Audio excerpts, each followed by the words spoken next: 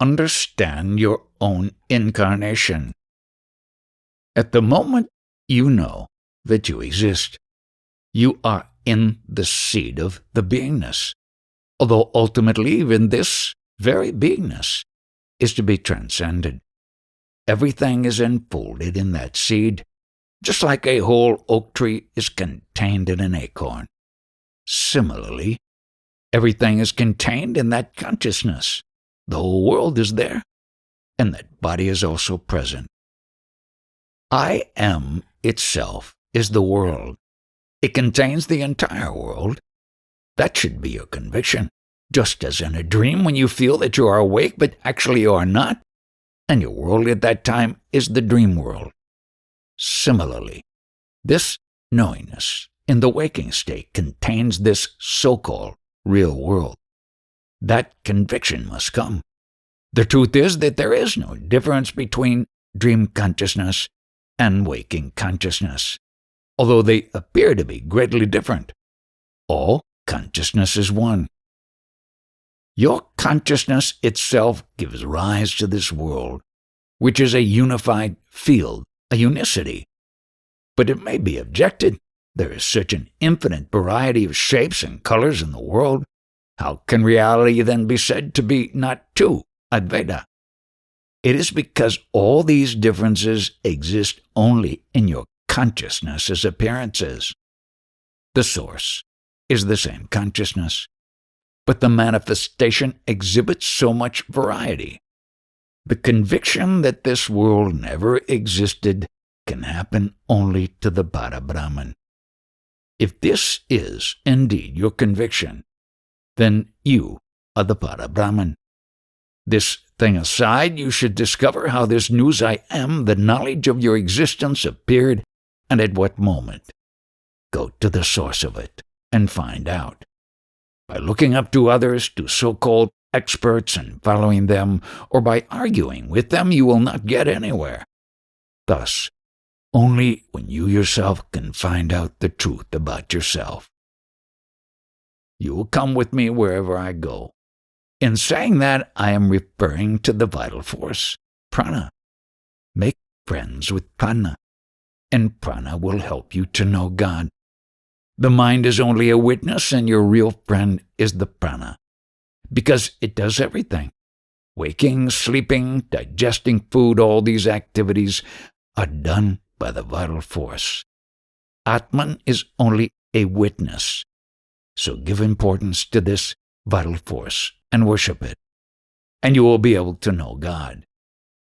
In order to do any meditation, you should make friendship with the vital force. It is readily available without any effort. Because of the prana, there is mind, and because of the mind, there are the Vedas. So ultimately, the source of this whole scripture is the vital force. That is why I give you full homage to the vital force. Without it, what would be your value? Your body would collapse. Only when the vital force is present do you know the world. The world has value and God has value. You know about God and world only when the vital force is there. Who knows the greatness of this prana? That itself is God. Pranashwar. As to the connection between mind and vital force, mind is the language of the vital force. When there is no vital force, there is no mind. The words of prana signify mind. So how could there be mind without vital force? This vital force and the consciousness, that is the knowledge I am, or the beingness and the mind, appears simultaneously and always exist together. Knowledge about the vital force is not generally available. It has not been recorded anywhere, so this information might be new to you. Now that you have listened to me 2 or 3 times, what is its result on you? I know that whatever Maharaj has told us is the truth. Now I also requested of him to show me a way. So he says sadhana is not the way, though it helps initially. But more important, more essential is determination, so that I am practicing. It is a very difficult thing, and with his blessing, One day I will succeed. You will do a sadhana only until you receive the fruit of it. Eventually you will receive the result in the palm of your hand. Until then, you will do some practice. What generally do you do spiritual practices for? What do you make effort for? If you do any sadhanas, you expect to get something out of it. You say to yourself, this is what I want. So my sadhana implies a purpose. Whatever kind of sadhana is done, one does it with a certain aim in mind. Now, who or what is the entity that is practicing? Who is doing the sadhana? It has no form and no shape. So where is it? It is within this form, this body, the indwelling principle.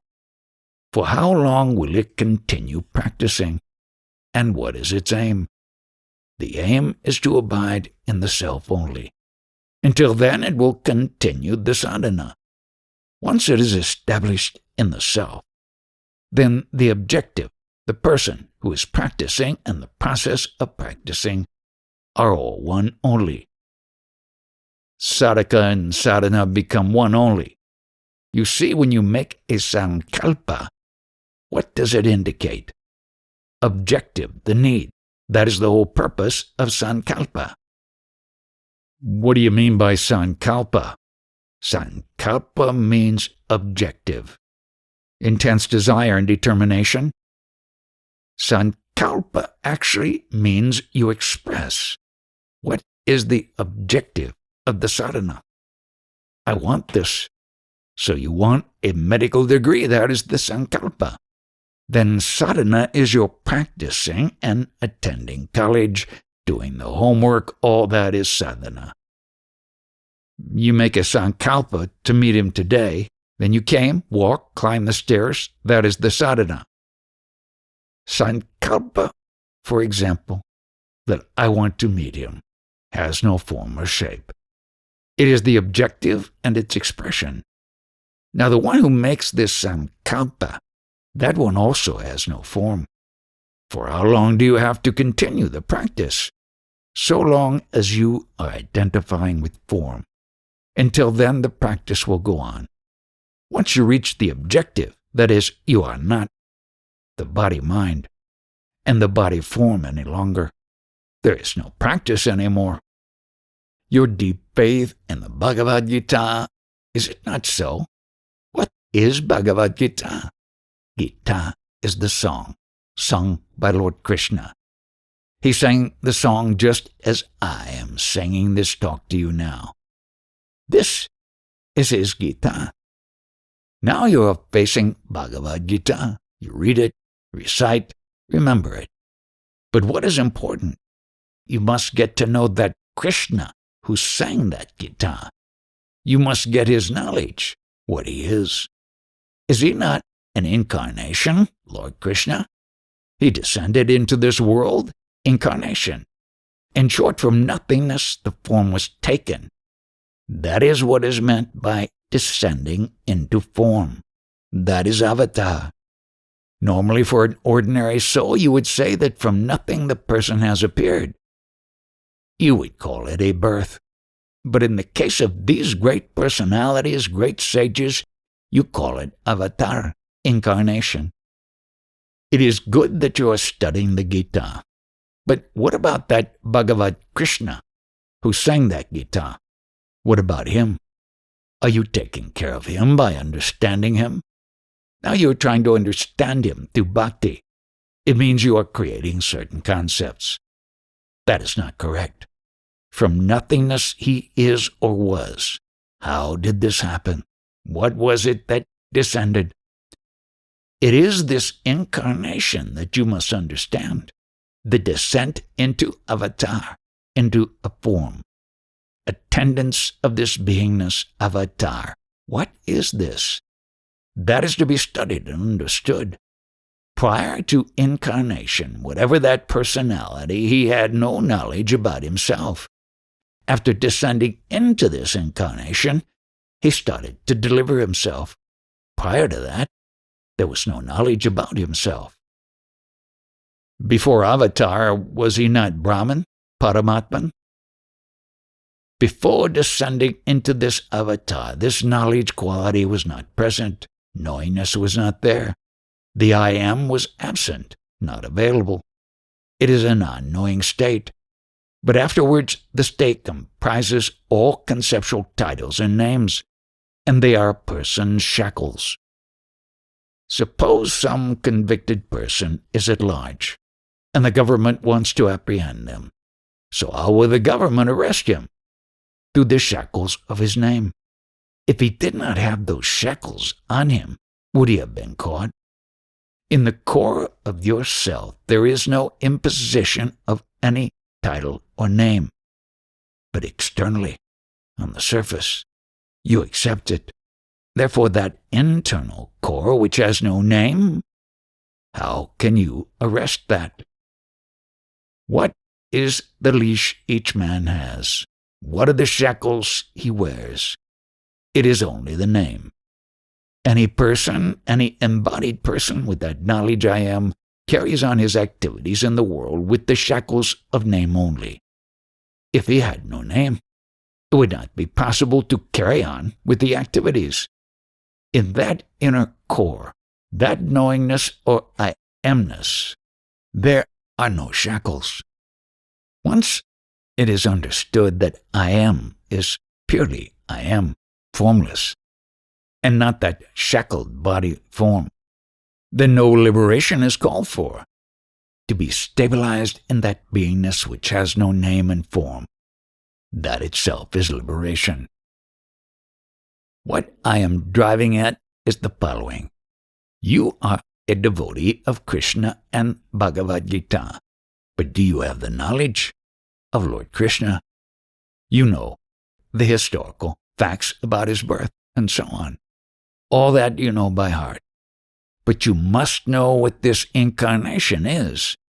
After this process of incarnation, that is, forming the body, is over, then only this knowledge I am dawns in him. Then he knows he is. But in that prior process, he does not. All the beings, all the personalities are hauled into court, and I am introducing this Lord Krishna as the chief accused representing all. So I am talking about him. What is this incarnation? He represents all humanity. If he was the Lord Krishna, what was it before he took avatar? He or it was a state of peace, bereft of five elemental play without the five elements. What will be after his death? Whatever he is telling you relates to the self, the Atman. Atman, when he uses the word, is not the I, the individualistic or personified I. He sometimes says we. Normally, he uses the term apan, which means not conditioned by body-mind, something like we. I am that? No, not that I. That core, without form and name. About that I talk. You ask me whether it applies to you. What I say applies to the Atman. Understanding what that avatar is, the Lord Krishna avatar means in essence, abiding in that only. Then what is not the body? And what is the body? It is the mere aid for the sustenance or endurance of that I am principle. To prepare the reception of this avatar. That is the consciousness. This body principle, which is actually only an aid, an instrument, or container, get ready first. Then once it is understood, that is when there is abidance in the consciousness only, this thing gets purified and also reaches the status of Brahman. Now look at this example. You collected various types of vegetation. You started boiling this mixture, this essence. Finally, it got concentrated and solidified, assuming a form, vegetable. Now, the taste of that is something like the I amness taste. This is all vegetable matter, the quintessence of all vegetation. Out of that, this body is formed, which is the food, and this food sustains that taste of I amness. Who started mixing and who started boiling? Some power, some Shakti? Who made those flowers? What is the unknown power? That alone is the Lord Krishna principle. So after incarnation, he got the form of Krishna. And that Krishna name, that particular personality, started moving about and working in the world. But in the formation of this incarnation, what form was there? Or what was the agent? What was the aid? That is what I wanted to know. Right now you inquire about your own form and the knowledge, that consciousness you are. How did it come about? Was the form there prior to birth? Was it available? No, because of the Vasudeva and Devaki, Lord Krishna's parents. Krishna was there. So the instruments for the formation of that avatar were Vasudeva and Devaki. Similarly, you had your parents as the aid or instruments. So long as both instruments, Vasudeva and Devaki, were not available, Lord Krishna was not available either. Do you understand now that your parents are the instruments of your incarnation? Once you solve this primary riddle, all the riddles of the world are solved for you. Are you fully convinced about this? 5 ingredients with different tastes were mixed together. After mixing, a new product was created that had a taste all its own. Similarly, out of the 5 elemental interactions or play, finally its culmination is reached as this body form and that I amness taste. This is a very important step. This I amness is the product of this objective world of 5 elemental play. Of Vanaspati to Vachaspati.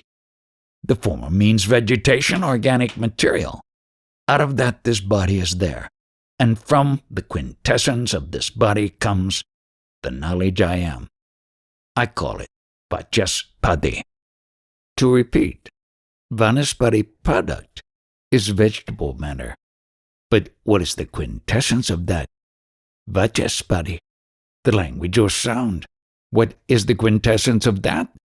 Brihaspati, that most knowledgeable consciousness manifest. There only a human being reaches that highest state of Brihaspati, not other animals. They have no scope. There is no opportunity for them. One who understands the process of incarnation will have gone through the entire thing. He will have studied all the instruments and everything.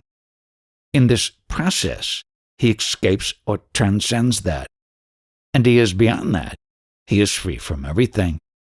The I taste represents my father-mother, the quality of the quintessence of my parents. I am. The juices or secretions of the parents got mingled together, and the taste of that I am. Don't you understand how the incarnation of Lord Krishna also took place? I doubt whether this is clear to you. It is clear. The process of incarnation of Lord Krishna is exactly like this. So when the quintessence of the parents got consumed or exhausted, it is said in common parlance, he, the offspring, is dead. And then the I amness taste also vanished. Now, can you get to know Lord Krishna? I will try. I dismiss this very idea that one should try or make efforts. It is actually a very mischievous concept. It is enough to understand the core meaning of all this. That is all. Once you abide in the meaning of that, where's the question of sadhana? If evolution is a fact, why were initially souls born in such a disadvantaged position that they had to keep improving birth after birth, birth after birth? You see, this is the counter question I normally put. If your next birth is decided because of your past actions, then what about your very first birth? I do not believe in reincarnation. However, I do not want to discuss that either. But if one insists and says the Shastras say so, I will say yes, the Shastras, The scriptures state it like that. I do not want to discuss further on that point because it is adding to your concepts. Right here and now, I want you to understand what is what. The knowledge I am is not there after death. So where is any individuality left? So how can there be any question of further births? The fact is that nothing is born. There is no world. The world appears, but it is not there. So you are talking about the next birth. But there is no birth at all. Even now, there is no birth. Understand Krishna. Krishna or any of the avatars is merely a happening which has come and gone. You are not affected. So who is it that needs enlightenment? There is no entity that needs enlightenment. There is no such thing as enlightenment. After the body's death, there is Vijnana, the absolute state. In spite of the body, I am in the Vijnana state. Worlds come and go. I am the original being. Inquire only about your own self. When your very birth is disproved non-existent, where is the question of rebirth? Don't worry about the world. Worry about your own self, about your own birth. These concepts, reincarnation, etc., are meant for the ignorant. Once you settle this issue of the incarnation of Lord Krishna and yourself, everything is over. For a number of years you have been studying, you have been active in this field of spirituality, but who is doing all this? That you are not taught. Whatever spirituality you may be practicing is full of concepts only. But actually, who is doing all the studies? That you have not understood. The reason that there is no realization in spite of all your trouble is that you are trying to identify with the body. You don't give up that identification.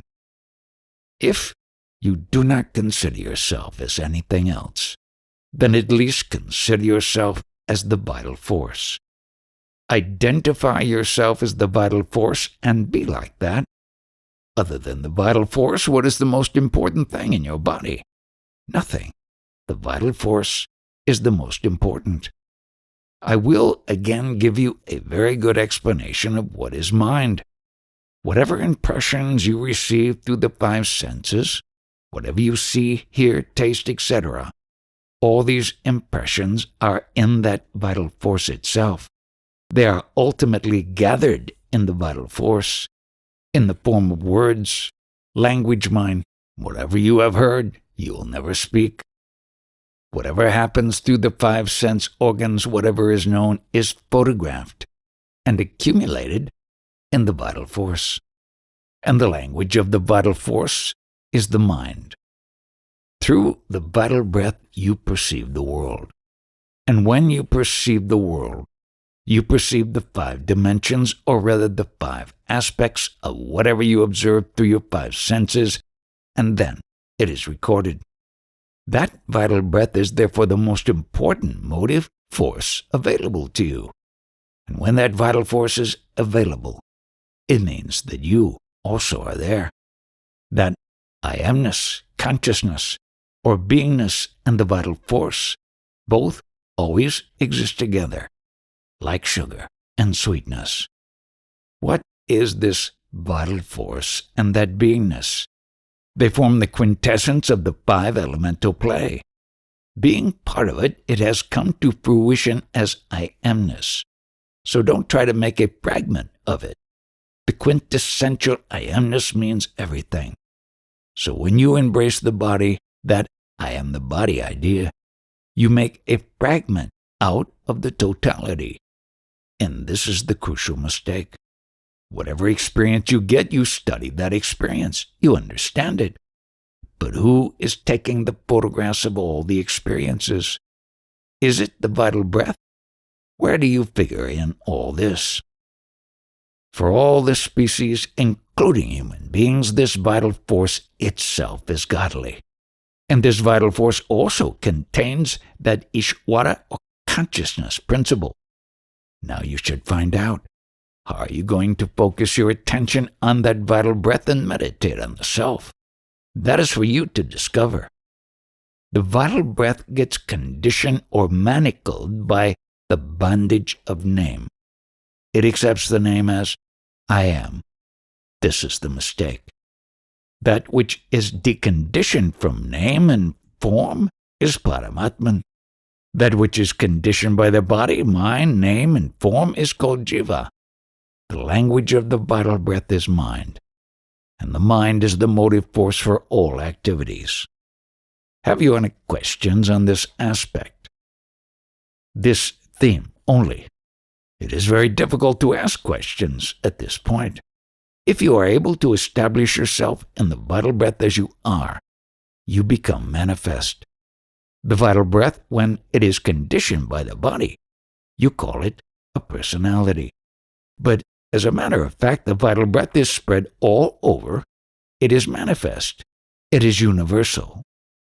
If you are stabilized in the vital breath as I am, that in itself will get you there. The vital breath is not confined to the body. All the elements are moved, operated by the vital breath. But because it is inside the body, you call it prana, vital breath.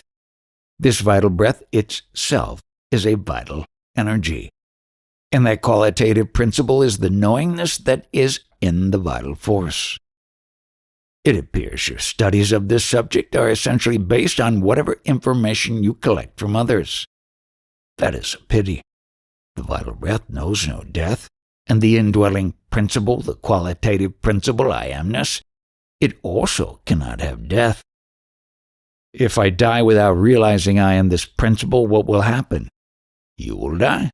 In this connection, please don't use that word I, that exclusive personified I. You should talk without it. The moment you say I, you are personified. You become individual. This body. What do you mean by body? Body is the food for that touch of I amness consciousness. Now take this chemical. Whatever is fixed to this match, that is the food for the spark. So long as this chemical ingredient is available, that food is available. And until then, the spark will last. It seems you never feel happy unless you get identified with the body. Get instead identified with the vital force, the vital breath, and then talk. Have you ever seen the vital breath lying dead as a corpse? What is the vital, primary, capital available to you now? It is the vital force only. And with that you perceive through the senses. By worshipping that vital force, if the body drops when in common parlance it is known as dead, actually do I die? Your pranashvar, that divine vital breath, is it at any time apart from your body? Wherever you go, you are always accompanied. Who is your constant escort? It is that pranashvar, that vital force. If there is no association with this vital force, can there be that I amness? In this life, I do not realize myself, and the body drops. What will happen to that vital breath? You are accusing the vital breath. The body will drop. But what will happen to you, the vital breath? Whether I realize or do not realize myself, there is a difference. What does it matter? That is my responsibility from my standpoint. For millions of years, eternally, I never knew I was. How did it matter? In the absolute state, that I amness was not available. What did happen? It did not matter at all. Because of the confluence of the vital breath and that touch of I amness, there are all these incidences of pleasure and pain. The cause of all that is the confluence, vital breath and I amness. Does the vital breath, prana, itself suffer pain or pleasure? No. But here that I amness is lacking. You talk on this thing. You only presume that you are a jnani. What knowledge have you? Everybody takes pride and thinks I am knowledgeable. You might attain any distinction, any elevated level in this world, but this fear of death is not going to leave you. This charge that I am going to die, is it imposed on that I amness or this vital force? The pity is, until we reach that death, we always embrace the body as our identity, and therefore we have that fear of death. When the vital force operates through the body, that touch of I amness is felt. Now, I'm not going to talk anymore, unless you raise some questions. Let me digest first what I've heard. There is a simple fact. Where is the question of digesting my talk? You are the vital force, and the vital force is universal. That is all. When you thoroughly and truly understand anything without aberrations, where is the question of working toward further conviction? What is coming between me and my enlightenment? When I have understood, I have faith in it. Even between implies the idea that you are the body. That is the obstacle. So I must practice to forget it, or visualize it at once. Actually, it is not necessary for you to try to forget it. Once you say that you are the vital breath, where is the question of your trying to forget that you are the body? Let me make it very clear to you. This body is the food. It contains blood and bones. On that, this vital breath is sustained, or the vital breath consumes this food, and with the vital breath, this touch of I amness, the beingness. The sum and substance of my teaching is this. Don't be dishonest to your vital breath. Worship that only, abide in that only. Accept it as yourself. And when you worship in this manner, it can lead you anywhere, to any heights. This is the quintessence of my talks. Presently you are to be identified with the vital breath. Then you will realize, like the sweetness in sugar cane, that this touch of I amness, which is dwelling in the vital breath, will open up. So understand these words, this advice, assimilate it, and so long as the vital breath is flowing through you, abide in that. If the vital breath is there, you are there, and so is Ishvara.